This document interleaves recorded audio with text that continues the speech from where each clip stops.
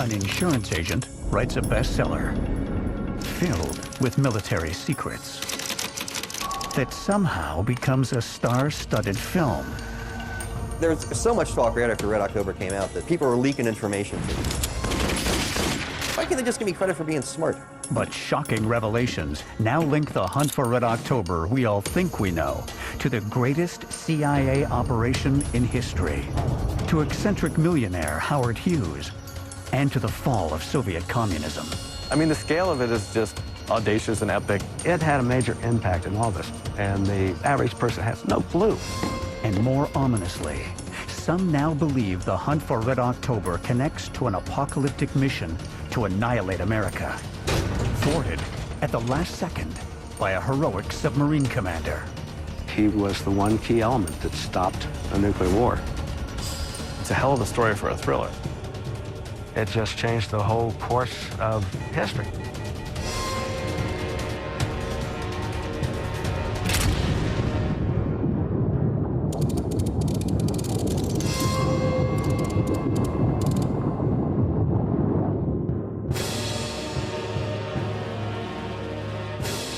The Hunt for Red October, starring Sean Connery, Alec Baldwin, Sam Neill, and Scott Glenn. It's acknowledged around the world as one of Hollywood's most exciting, tension-filled thrillers.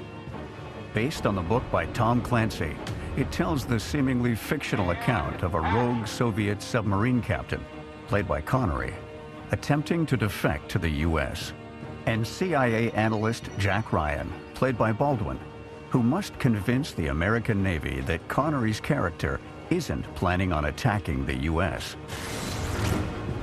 Together, the book and the movie catapult Clancy to fame. Maybe the best part of this whole experience coming out here has been meeting Sean Connery, because I've been watching his movies since I was in high school. He's one of my real heroes. I was in the Navy, and in fact, I joined when I was 16. And the idea that they have submarines as big as aircraft carriers from World War II, and the drama and the other Russian submarines, it's a whole world. That side of it is perfect cinema. And Hollywood is just as enamored with Clancy, including Hunt for Red October director John McTiernan. Well, I wanted to make the movie because I loved the book. It really seemed to be an access into a world that one knows very little about. He had actually taken the time to learn something about it and then managed to weave it into a good yarn. Even more remarkable, Clancy wasn't a professional novelist. He was a Maryland insurance agent. I've been in the business a long time now, and it's really extraordinary that this insurance salesman sat down in his house and wrote that novel. It is extraordinary. I could tell that there was definitely something there. I mean, he was so confident. It's a kind of assurance that goes with good storytelling. He had likable characters. There was very witty dialogue. How does a friendly man become a CIA spy? Borodin asked. I am not a spy, sir, Ryan said again. He couldn't blame them for not believing him. But when they send the manuscript out to be fact-checked, where's he getting this? They have an unexpected shock. Hello? Deb, it's Barry. He said, well, you can't publish it. It's got classified information in there. The book is filled with some of the Cold War's most guarded secrets, and yet somehow is still published. It sells a phenomenal 15 million copies and becomes the basis for the hit film. I'm reliably informed that there were revelations in this film about what submarines do. And I wasn't aware that these things were secret before. I hope we didn't give away too many state secrets. Far from giving away secrets, however, some now believe the Hunt for Red October was part of a CIA plot to divert attention from an event that almost triggered a nuclear war. The film, Hunt for Red October, was the perfect story to maintain our way of life and protect us from our enemies. More than that, based on recently uncovered top-secret information, it can now be revealed for the first time that the Hunt for Red October actually plays a key role in the downfall of Soviet communism. But what is the shocking secret story behind it? And why has it been kept from the public until now? February 1968. The Cold War between the American and Soviet navies has ratcheted up. You have to understand, both politically and militarily, this was a very intense time. There was a war in Vietnam, and there was a constant increase in tensions. Everyone was operating on a hair trigger. But with its smaller economy, the Soviet military struggles to keep up with the Americans. On the tip of the Kamchatka Peninsula at the Soviet Rabachi Naval Base, K-129, an old Soviet Gulf II class nuclear-armed diesel submarine, is being rushed back out to sea. They had just got back from a mission, and within 3 weeks they were ordered back to go out on another mission. This was highly unusual and also very hard on the crew. It was not sufficient time to recuperate or sufficient time actually for the submarine to be turned around.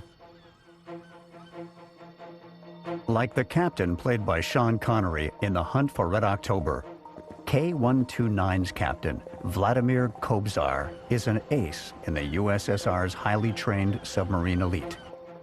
His first officer, Sasha Zaravin, is also an accomplished submariner. Well, Captain Kobzar and Zaravin, they were true believers. They were patriots to the core, exceptional people. They were picked from the best that the Soviet Union had to offer. Then, just before departing, Kobzar and the crew discover they'll be carrying a contingent of mystery passengers. Sometimes 1 or 2 people would come on a submarine. They would normally be doing eavesdropping or intelligence work with radios, but to have people show up on the submarine with no purpose would cause great concern. Why are they there? For the experienced Kobzar and Zaravin, it was an unprecedented situation. In spite of the Soviet Navy having assigned them a seemingly routine mission, the presence of the mystery passengers and the quick turnaround suggest it's going to be anything but.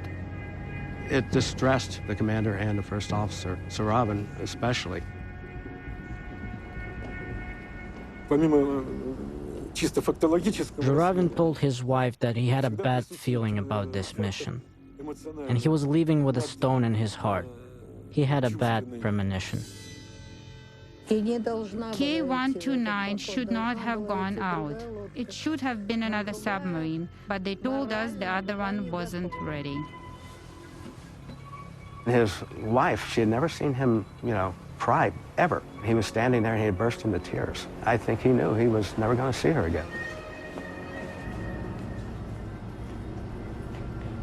In spite of the worrying presence of the mysterious passengers, Captain Kobzar and his crew set sail to their officially assigned coordinates, 800 miles from the Hawaiian Islands. As with the Red October submarine sailed by Sean Connery, K-129 is armed with ballistic nuclear missiles capable of destroying entire cities. With this much firepower on board, Kobzar knows that the American submarines will be trying to track them. It is a deadly game of cat and mouse.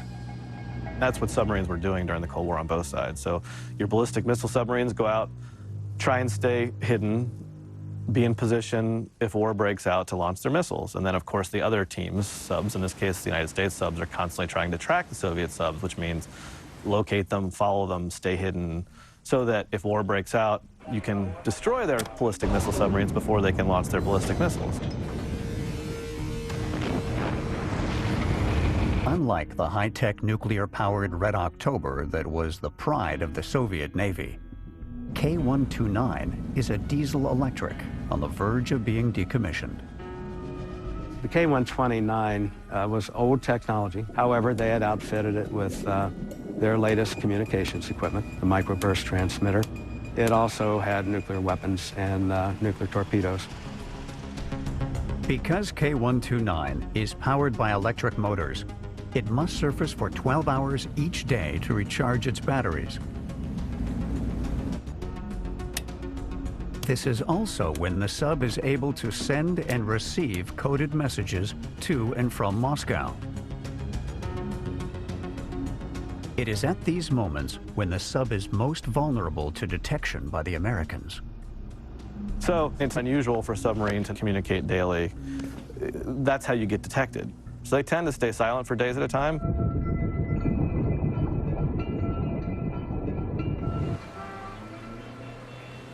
Then, back in Vladivostok on the evening of March the 8th, 1968, the wife of K-129's first officer, Sasha Ziravin, is at an International Women's Day celebration and has a premonition. I was with our son and we were having a good time. But then, out of nowhere, I became hysterical for no apparent reason. I felt sick, so they took me home.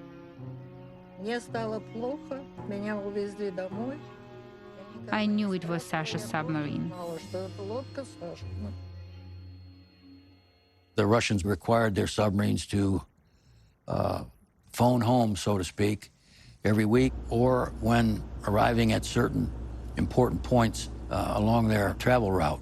So there was an expectation on the midnight on the 8th of March, 68, for that submarine to send a message. And that was exactly the same time as First Officer Ziravin's wife, Irina, was experiencing her psychological breakdown. The submarine was supposed to surface for a routine signal to say, hey, everything's going fine. And it didn't. It just vanished. In an eerie parallel with Clancy's The Hunt for Red October, the Soviet Navy doesn't know where K-129 is. Has it sunk? Has it suffered a malfunction? Or is it something more sinister? Has it, like the Red October, gone rogue? What few people realized is that K-129 was on the verge of starting a nuclear war.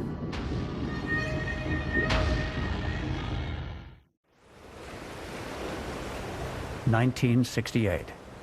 Somewhere in the North Pacific, Soviet submarine K-129, a 7 million pound Gulf II submarine, armed with 3 nuclear missiles and 98 souls aboard, simply disappears without a trace. It is only now, over 50 years later, that the shocking secrets behind it can finally be revealed. But if this is the case, how is it possible, as some now believe, that Tom Clancy's 1983 runaway bestseller, The Hunt for Red October, and the film based on it appear to be inspired by this secret material? Hollywood's newest subdrama is based on Clancy's bestseller, The Hunt for Red October. Tom Clancy, insurance salesman, imagines this very detailed story about a submarine that's, taken over by a rogue crew. It does seem pretty unlikely that he would just come up with that sitting around one night. The closer one looks at Red October's success, the more astonishing the rookie novelist's meteoric rise appears. The clues start the day the novel is released. Clancy's book, it was published by the Naval Institute Press. And it would be highly unlikely that an insurance agent from Maryland would have a book published. Not only was it published, I think they ran 60,000 hardback copies in the first printing. That's a substantial financial commitment. There was something there. We knew there was something there. Somebody had to be behind that. Did you ever think this would happen? Not in my wildest nightmares, Larry. I got real lucky. Lucky how? Because Ronald Reagan mentioned the book? That's what made me a national bestseller and got me noticed. The events Tom Clancy wrote about in the 1980s remain classified as some of the Cold War's most guarded secrets. So, where did he get his information? Was Tom Clancy who he said he was? An insurance agent who got lucky? Or a secret agent? Someone with connections to people on the inside? At first glance, Clancy is an unlikely literary star. So how did this insurance agent suddenly become a best-selling author? His only son, Tom Clancy III, offers some tantalizing clues. This is the first interview he's ever given. This is where it all started, with 3 kids in this tiny house. It's writing Hunt for Red October on the kitchen table, and my mom would tell him that he should be selling insurance instead of writing the book. Nobody could have predicted that a copy of the book was going to end up on Air Force One, and nobody could have predicted that Reagan would have read it. With the unprecedented endorsement from the president, the Hunt for Red October story is so successful, it easily draws in major stars for the film version and a massive budget. But from the beginning, there were suspicions. He wouldn't tell you anything. He was very secretive. Yeah, he loved being secretive. Even the FBI is concerned that Clancy has classified materials about American and Russian submarine tactics and equipment in his book.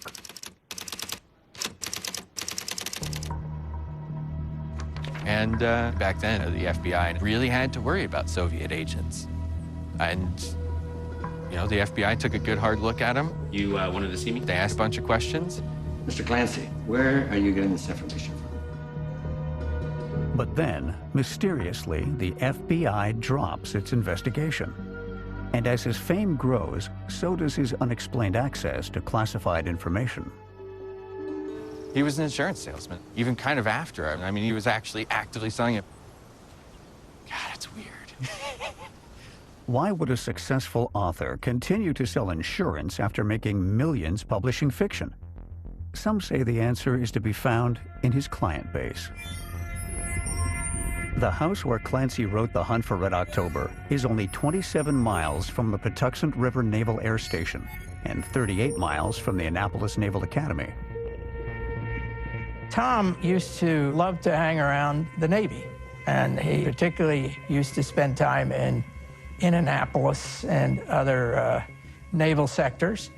And he'd listen and ask questions. And pretty soon, he was able to piece together a lot of the key realities of the undersea tactics and technology. Not everyone, however, subscribes to this view. Well, Clancy was a typical insurance salesman. He didn't really run in military circles. And people that had information about military technology don't have that conversation with their insurance agent. If this is the case, then how did Clancy get this information? And is The Hunt for Red October more than just a technically accurate submarine drama? Is it also, as some now believe, part of a secret history that has its roots in the K-129 mystery? Was it written both to disguise how close the world came to nuclear annihilation and ultimately to help America win the Cold War?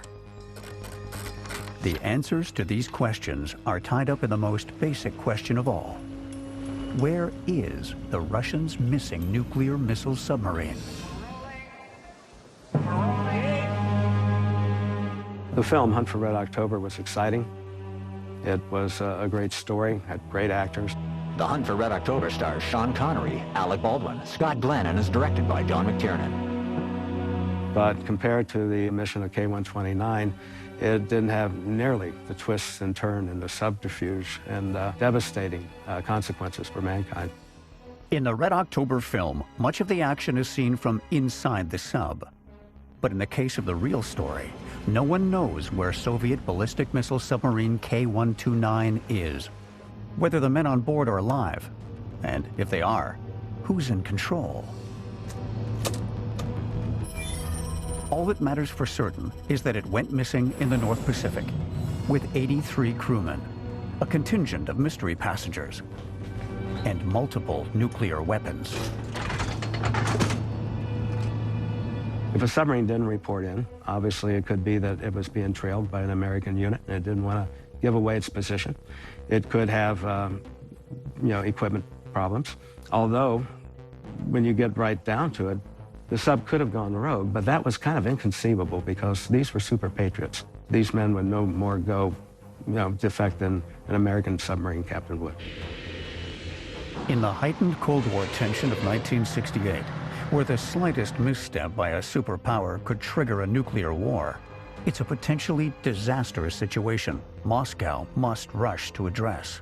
When the sub failed to send its special signal that everything was okay, the Soviet High Command became very alarmed. So immediately, they rushed to order a search for the sub along its assigned patrol route. The sub hadn't communicated in a few days, so the area of ocean that it could have covered is pretty vast. You're talking about hundreds of square miles. What are you looking for? You're looking for oil slicks, pieces of metal. So I think a desperate search that seems completely disorganized is probably a completely natural result. If K-129 has sunk, the Russians believe the chance of finding survivors is extremely unlikely. But retrieving the submarine with its code machines and nuclear weapons before their sworn enemies, the Americans, is vital. Their convoy of ships, however, soon draws the attention of the Americans. We saw the Russians out there searching, and in that area, which was a known patrol box for their ballistic missile submarines, it was logical to assume that they lost a sub. It's then that the Russians make an explosive accusation. The Soviet Navy High Command claimed the K-129 sank after being rammed by an American nuclear-powered attack submarine, the USS Swordfish. Russians were looking for the sub, and all of a sudden, the USS Swordfish comes into its home port, and it's got a dent in the sail. What the Russians say is that it was overrun by the U.S. sub, causing a breach in the hull. This is something that happened a lot back then. You're trying to stay in your opponent's blind spot constantly. So you're in a pretty dangerous position if the submarine that you're tailing makes a sudden and unexpected move. The American crews even have a classified name for this Russian sudden unexpected move. They call it the Crazy Ivan. Clancy included it in his book, and it became one of the most dramatic scenes in the film. I had that sequence of the Crazy Ivan and the two submarines. And visually, it was very interesting. But did it happen? To this day, the Americans continue to deny that the Swordfish collided with K-129. I am absolutely certain the USS Swordfish had nothing to do with K-129. They ran into some ice floes and pulled in for repairs. The K-129 was a deep diving submarine. It had about a 2-inch thick hull of high-yield steel and steel beams to reinforce it. The part of the Swordfish was damaged was the sail, which is a very thin metal. So there's no way it could have penetrated the hull of the K-129. But Russian suspicions about the Swordfish continue to this day because of the Americans' determination to keep everything concerning it classified. Something Clancy himself discovers when he yet again falls afoul of a Navy censor. Is classified. One of the officers told me the book should not be published for reasons of security. There's information here. What he was really worked up about was something called the Crazy Ivan turn. And he was annoyed that I knew what that was, and I told him, and one of my clients told me what Crazy Ivan was, and I just sort of filed it away and used it. I've been talking to him. I honestly couldn't even tell you which one told me this, because I have insurance for maybe 7 or 8 of them. I can't remember all the people I've talked to. I've talked to a lot of people. But in spite of this warning, somehow, Clancy again seems immune to the censor. The Crazy Ivan maneuver remains in both the book and movie. Back in the North Pacific, after weeks of searching unsuccessfully for their lost sub, the Soviets give it up for lost. I could probably, in 1968, point to an area of the Pacific and tell you your submarine is there, and the Russians still couldn't have found it. They just literally did not have the capabilities to see that beyond a certain depth. They basically have to write it off. So as much as you might be panicking about the fact that you lost a nuclear missile, I think you're confident that your opponent has no means of retrieving it either. But the Russians' confidence is misplaced. In a twist to the Red October plot about a Soviet captain desperate to get his sub into the hands of the wary Americans, in the case of K-129, the Americans are determined to get their hands on a sub the Russians have abandoned. The intelligence it contains, they believe, could tip the Cold War in America's favor. So basically, the Soviets lost a submarine during this period. We know that because we observed a massive search that was abandoned. Could we find it? What do we do? I mean, it's like beyond needle in a haystack. It's like needle in 1,000 haystacks. Then, a University of Hawaii oceanographic research vessel, the Terratube, makes a startling discovery. 400 miles south of the K-129's patrol area, a University of Hawaii's research vessel came across an oil slick. When they tested it for radioactivity, it had bomb-grade material mixed in it. Had the Soviet Navy been mounting an attack on American forces in Pearl Harbor? And if they had, were other attacks imminent? It was something that we really needed to investigate. The 1990 smash hit film Hunt for Red October tells the story of a Soviet submarine captain played by Sean Connery attempting to defect to the American Navy, and a CIA officer played by Alec Baldwin who must convince the Americans that Connery isn't secretly planning a double cross.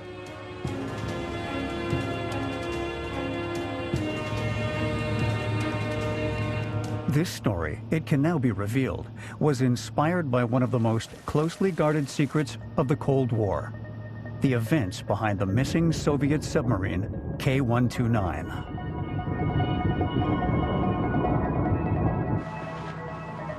In late March 1968, after the Soviet Navy abandons its search for K-129, Dr. John Craven, head of the U.S. Navy's top-secret Special Projects Division, is alerted to the radioactive oil slick 320 miles from the American naval base at Pearl Harbor, and 400 miles south of where the Russians were searching. Dr. John Craven is a legend in the submarine community. He was the chief scientist on the Polaris program. Later on, he did special operations for mostly the intelligence agencies. I got to know him personally. He was a genius. He had several PhDs. He was a true Renaissance man. In the 1960s, I was director of the Deep Submersion Systems Project and classified at the time a number of intelligence projects. Dr. Craven was involved with trying to figure out why the Russians were up in the patrol box looking for the sub, and the fact that that oil slick had bomb-grade material mixed in it was something that he really needed to investigate. Craven turns to the top-secret SOSUS listening system the Americans have deployed in oceans around the world. So anchored to the seafloor, you've got a series of hydrophones that listen to submarines, and submarines all have a unique signature. No two submarines sound the same. It's almost like a fingerprint. So the way their screws turn and the engine, some combination of factors creates a sound that's unique. Plus, there's a second system. There are sensors mounted alongside the hydrophones that are listening for any ballistic missile tests in the oceans. There is no evidence of an imminent coordinated Soviet attack, but there is something else. Around the time of the K-129's disappearance, these sensors off of Hawaii picked up something that sounded different. And when the analysts go back and listen to the results, they're like, that's weird. That doesn't sound normal. Did something happen at that submarine? Like, did it blow up?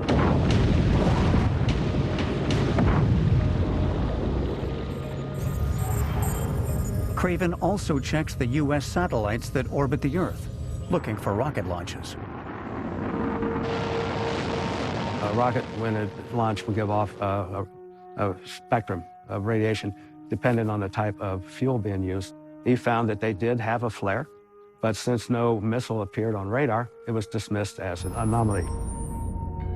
By using this information and calculating the flow of the radioactive slick, Craven arrives at a probable search area. It is approximately 370 miles from Pearl Harbor. Craven also realizes something else. Even though he's still sworn to secrecy, he hints that K-129, in straying 400 miles from where the Soviet command had sent it, was most likely in violation of its orders.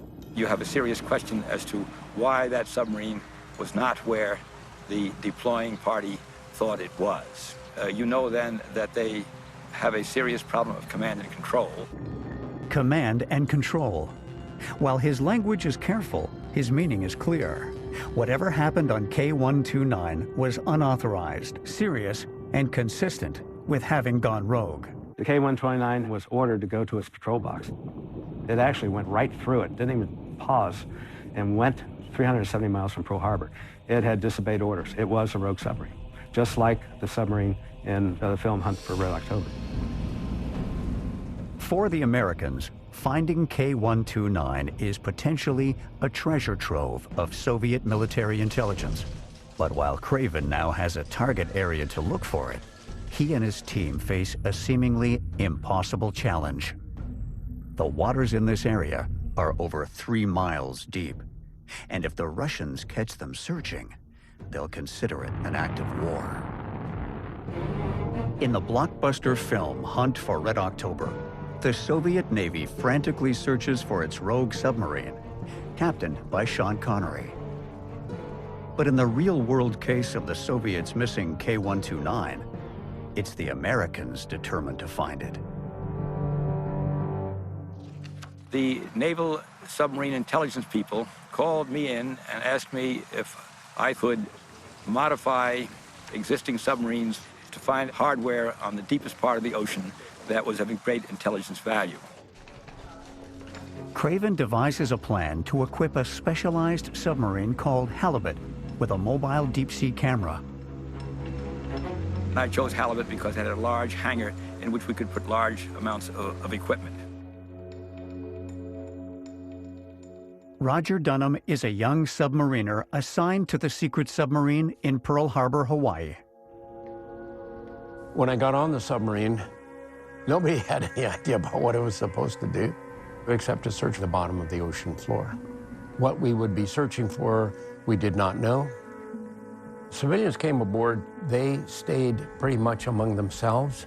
We did not know what their credentials were. They were very serious, they were studious, they were obviously very, very intelligent people who were closely involved in the operations. Halibut now completely disappears into the shadowy world of Black Ops.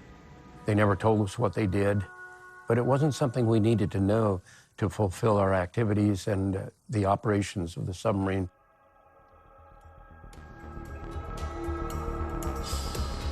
To ready the submarine for its mission, Craven's team has cut bay doors that open and close in its bottom.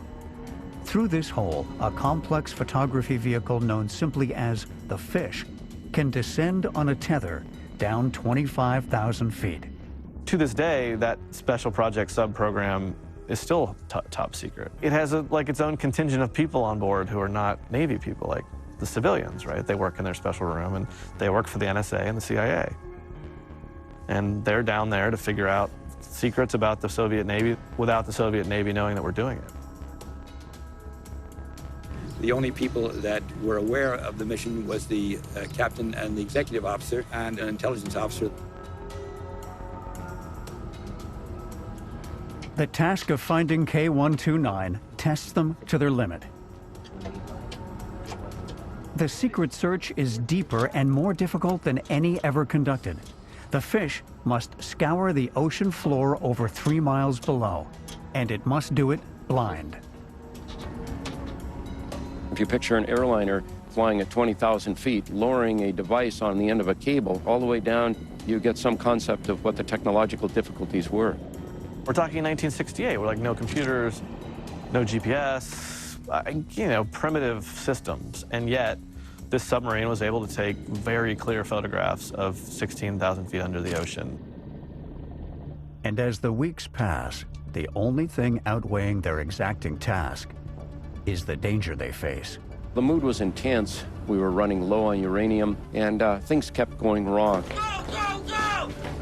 We lost a man, and we lost the reactor with an emergency shutdown.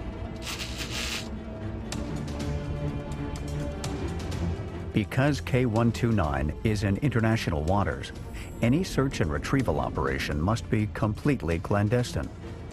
An American incursion risks a lethal Soviet response. Every day the halibut goes back and forth increases the chance of being caught by Russian patrols. As in the hunt for Red October, maintaining silence is a matter of life and death.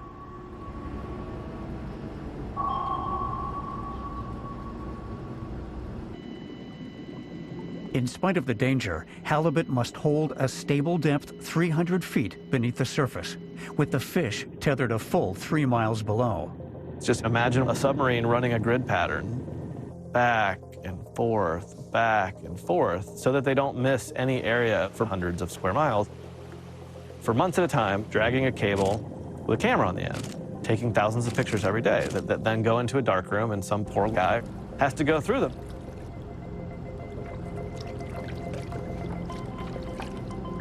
And we know that that guy didn't really know what he was looking for. It's like, go and find something weird in the ocean and tell me when you found it. You're going to know it when you see it.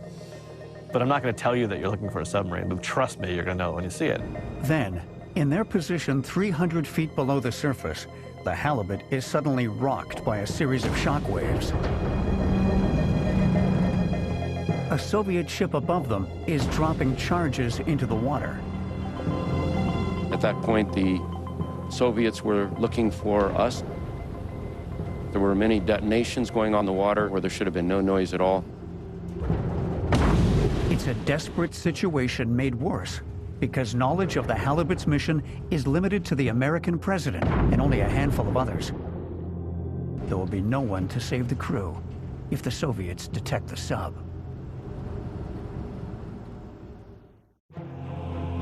In the hit film Hunt for Red October, the defecting Soviet captain, played by Sean Connery, must take evasive action to avoid being sunk by his own Navy. Right full rudder, reverse starboard engine.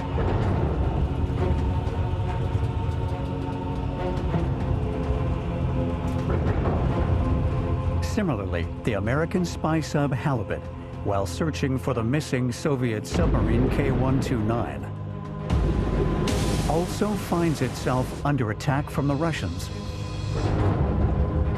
forcing the captain to take evasive action. He guides the sub into a pocket of cool water, hundreds of feet below, and waits.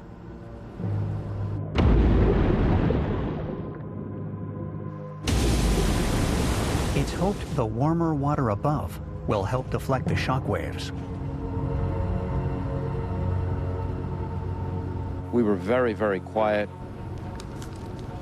Fortunately for all of us, be able to remain there and remain undetected. Despite being constantly stalked by the Russians, the Halibut's Special Ops team continues to search for the K-129 wreck. Then, on August 20th, 1968, 4.5 months after it goes missing, the photo technician finally sees something he recognizes. And, you know, suddenly it's like, oh my God, we found it. And it's in pretty good shape. You know, it doesn't look like a submarine sitting in port, but it also doesn't look like a submarine that's been crushed like a tin can. This is a submarine. And you're in a submarine. That could be you there, except for the grace of God. Craven's team sets to work photographing the wreck from every possible angle. In total, 32,000 pictures are taken on the mission. To this day, not one of them has been declassified, but a few have leaked. I've seen the images. They're remarkably clear. They're taken at 3 miles under the ocean in 1968. Very clear. Even at first glance, they offer tantalizing evidence about what sunk K-129. The submarine has sustained massive structural damage to its midsection. After 3 weeks taking detailed photographs of the K-129 wreck, Halibut returns to Pearl Harbor.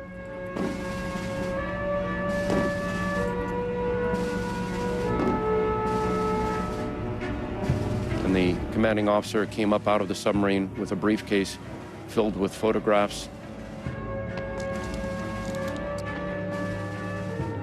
It was deemed sufficiently high intelligence that it did not go through the normal intelligence review channels, but went directly to the top.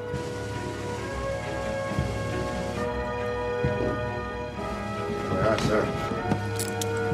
President Lyndon Johnson is one of the very few to see the photographs. He honors the crew with the Presidential Unit Citation, the highest award a submariner can receive. The irony is, not one of the men knows why he has been decorated.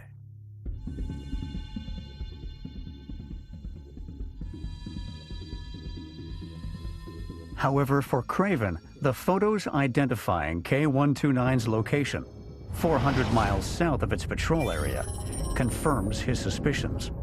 K-129 had been rogue. They also reveal something even more sinister. The photographs of the submarine that I saw laying on the bottom showed damage to tube number 1 with a wrecked missile kind of hanging out top. The photos suggest the very real possibility that K-129 was in the process of firing a nuclear missile when it sank. Yes, please! And if it was, what was its intended target? And why did it fail? Seeing the photos, one thing becomes paramount to the newly sworn-in president. Nixon wants to get his hands on K-129. He believes it offers him the one thing he's always wanted, to break the Soviets. He demands his forces raise the stricken sub and do it in secret.